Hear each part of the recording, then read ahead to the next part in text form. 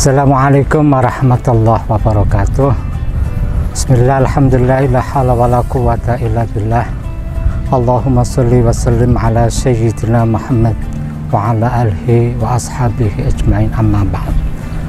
Para pemirsa yang berbahagia, pada hari ini saya akan berbicara sedikit tentang Al-Ghazali berhubungan dengan adab murid terhadap gurunya.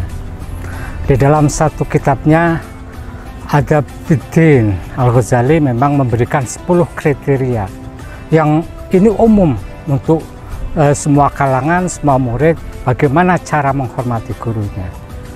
Antara lain, ketika gurunya datang tidak boleh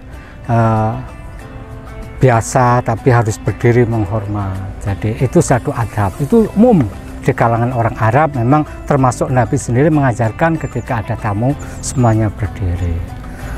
Namun ada satu titik yang menarik di dalam adab menurut Al-Ghazali ini. Dalam satu kesempatan Syekh Mustaleh, salah satu pendiri Al-Ihya, mengatakan di dalam satu kuliah umum bahwa utama di dalam konsep Al-Ghazali adalah kebenaran, bahwa yang diyakini oleh Al-Ghazali adalah kebenaran. Siapapun yang benar itu yang dipakai, tetapi hanya caranya itu sama dengan yang lain. Tetapi yang berbeda dengan Ghazali adalah kebenaran itu. Ghazali menyitir apa yang dikatakan di dalam hadis Nabi, bahwa undur makal wala tangdur mangkal, bahwa kebenaran itu terserah siapa yang berbicara, kebenaran itu bukan siapa yang mengatakannya.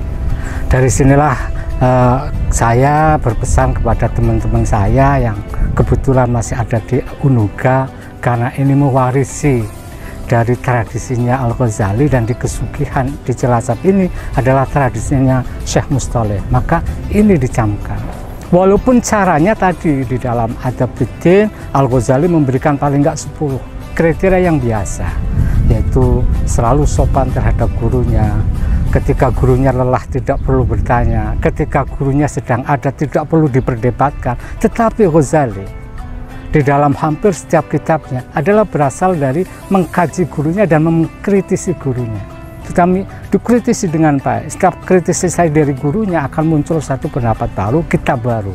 Kita bisa lihat di dalam beberapa risalah, termasuk di dalam risalah filsafat, sebelum dia nulis Taqabutul Falasifah, dia nulis dulu yang disebut dengan Maqasitul Falasifah. Dia belajar dari banyak gurunya. Nah, dari banyak gurunya kemudian dia akan memperoleh ilmu, dan dengan ilmunya kemudian apakah dibiarkan atau dikritisi. Ghazali kemudian mengambil langkah dikritisi. Jadi dikumpulkan dulu, diperhatikan dari semua pikiran-pikiran yang ada di dalam guru-gurunya dengan baik, dengan adab yang baik, kritis, kemudian mendengarkan dengan baik di setiap pengajiannya. Dia datangi guru-gurunya, kemudian dia dijak diskusi guru-gurunya dengan semua ketakdiman terhadap gurunya. Tetapi pertanyaannya, apakah kemudian semuanya dipakai? Tidak. Kalau Ghazali merasa bahwa pendapatnya tidak benar, maka Ghazali koreksi. Nah, koreksi inilah yang kemudian dikatakan oleh Syekh Mustaleh, bahwa kebenaran yang sebenarnya bukan terletak siapa yang mengatakan, termasuk itu gurunya, melainkan apa yang dikatakan. Sehingga kebenaran-kebenaran inilah yang kemudian satu hal atau sesuatu yang melekat pada ciri-ciri khas pergaulan ala Pondok Al-Ihya di Kesugihan. Seorang Syekh Mustaleh, seorang Romo Hasbullah Badawi, terhadap tamunya selalu, kalau tamunya bukan orang dekat, pasti dia berbicara dengan bahasa yang halus.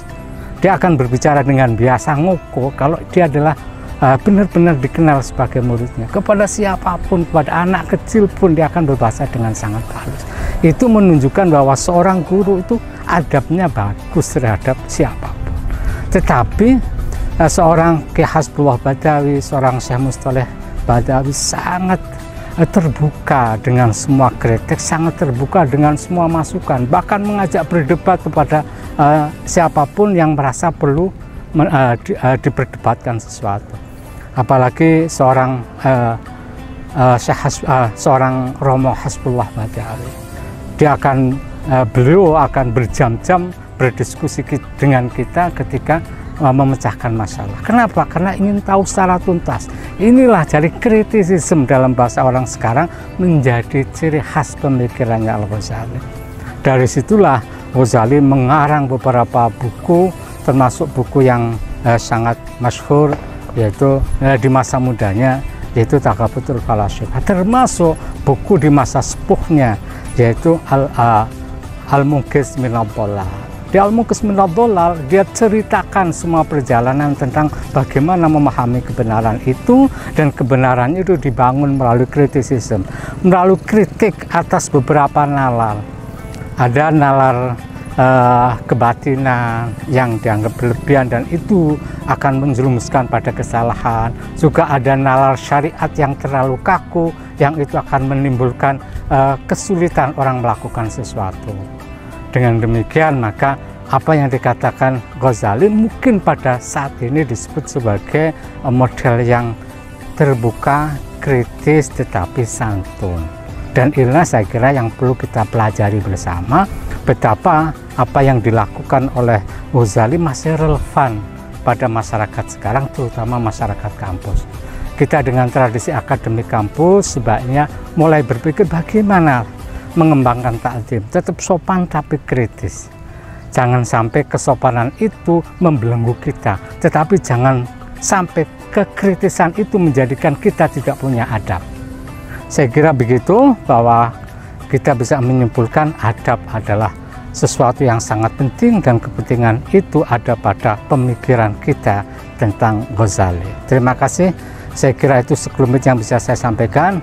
Kurang lebihnya minta maaf. Assalamualaikum warahmatullahi wabarakatuh.